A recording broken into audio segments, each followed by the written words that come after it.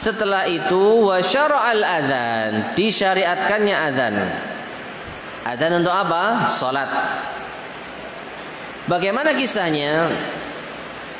Disebutkan di dalam hadis yang diriwayatkan Bukhari dan Muslim pula dari Ibnu Umar radhiyallahu anhuma. Ia mengatakan kanal muslimuna hina qadimul Madinah. Dahulu kaum muslimin ketika tiba di kota Madinah, yajtami'un, mereka berkumpul, wa yatayahawna as-salata, lalu mereka saling mengajak salat, laisa yunada laha, tapi tidak ada seruan yang paten, tidak ada seruan khusus. Ya mungkin bahasa kita, salat, langsung salat gitu. Jadi saling mengajak salat, tapi tidak ada seruan yang ditetapkan. Fatakallamu yauman fi dzalik, akhirnya mereka mulai memperbincangkan hal itu. Faqala ba'duhum, sebagian mereka mengatakan ittakhidhu naqusan misla naqusin nasara. Ya, gimana kalau kita pakai nakus, semacam siul, seruling, seperti orang-orang Nasara, atau trompet seperti orang-orang Nasara. Wa qala ba'duhum, sebagian mereka mengatakan balbuqan misla qarnil yahud. Ya, atau kebalik, maaf.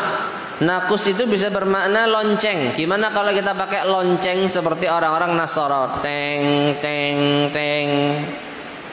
Sebagian yang lain mengatakan gimana kalau kita pakai trompet seperti trompetnya orang Yahudi yang terbuat dari apa? Apa ini?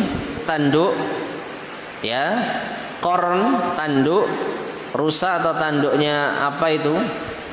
Dilubangi terus dijadikan trompet. Maka Umar berkata, awala tab'atsuna rajulan yunadi bis salat. Umar ternyata enggak setuju dengan usulan sahabat yang lain. Ya, masa kita tiru-tiru Nasara dan Yahudi. Akhirnya Umar memiliki ide. Ya, bagaimana seandainya kalian wahai jamaah mengutus seseorang untuk memanggil salat. Faqala Rasulullah SAW, maka Rasulullah pun mengatakan, ya Bilal, qum fanadi bis salat. Wahai Bilal, bangkit, suruhlah manusia untuk salat. Nah, perhatikan ma'asyiral muslimin rahimani wa rahimakumullah.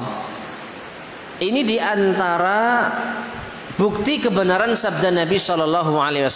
Apa itu?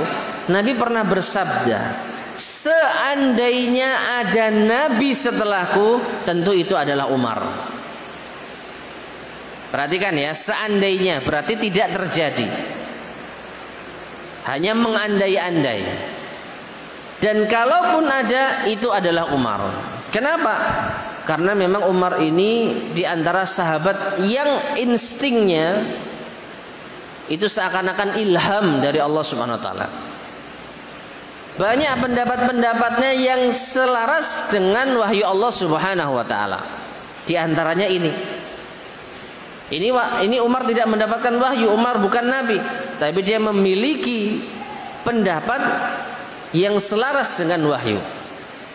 Dan setelah Umar berpendapat demikian, maka Nabi memutuskan memakai pendapatnya Umar, jadilah azan.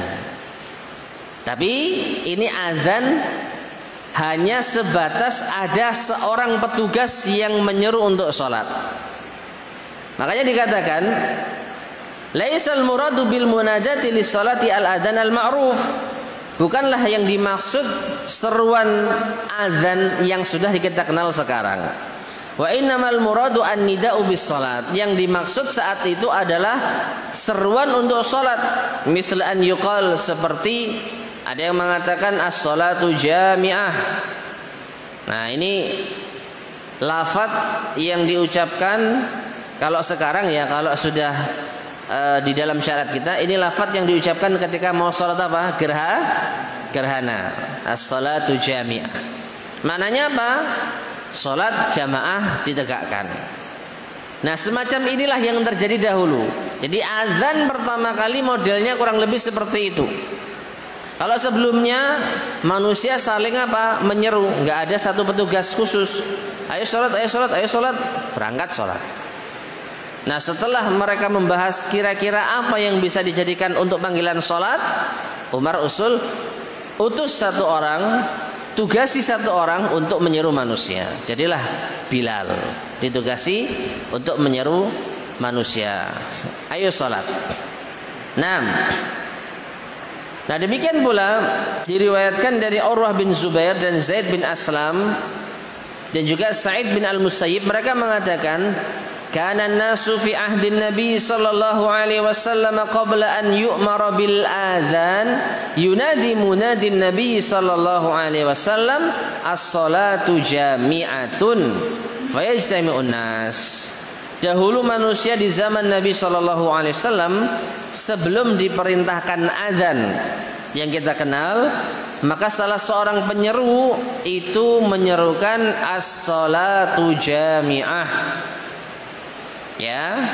Jadi yang diucapkan as-salatu jami'ah fayajtami'un nas, lalu manusia pun apa? Berkumpul.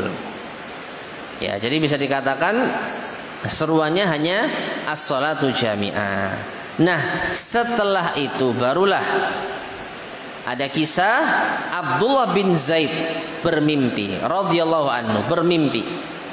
Dan di mimpinya itu ternyata dia mengkisahkan tentang lafaz azan. Ya, Allahu akbar sampai selesai. Disampaikan kepada Nabi sallallahu alaihi wasallam, "Ya Rasulullah, aku bermimpi seruan salat itu seperti ini lafadznya, Allahu akbar, Allahu akbar, Allahu akbar, Allahu akbar, asyhadu an la ilaha illallah," dan seterusnya sampai akhir. Maka Rasulullah pun mengatakan, innaha la ru'ya haqqun insyaallah, sesungguhnya itu mimpi yang benar insyaallah. Fakum ma'a Bilalin, maka bangkitlah engkau Abdullah bin Zaid bersama dengan Bilal, fa'alqiha alaihi, ajarkanlah dia lafaz yang kau mimpikan tadi. Fal yu'adzin biha, nanti biarkan Bilal yang azan, fa innahu anda sautan minka, karena suaranya Bilal itu lebih bagus dan lebih merdu daripadamu. Ya, hadis ini diriwayatkan oleh Abu Dawud dan At-Tirmidzi. Fahina idin syuri'al adzanul ma'ruf, maka saat itulah baru disyariatkan azan yang telah ma'ruf. Nah, jadi ma'asyiral muslimin rahimani wa rahimakumullah, kesimpulannya di tahun kedua di tahun kedua Hijriah azan mulai disyariatkan, tetapi azannya belum sempurna. Ya, ini atas usulan siapa? Umar. Setelah Abdullah bin Zaid bermimpi lafaz adzan disampaikan kepada Rasulullah, maka Rasulullah SAW pun memerintahkan Abdullah bin Zaid untuk mengajari Bilal bin Abi Rabah lafaz tersebut dan menyuruh Bilal untuk mengumandangkannya, karena suaranya Bilal lebih merdu dan lebih baik dibandingkan dengan Abdullah bin Zaid. Jadilah adzan yang sekarang seperti dahulu yang pertama kali dimimpikan oleh Abdullah bin Zaid. Nah, ini ma'asyiral muslimin rahimani wa rahimakumullah.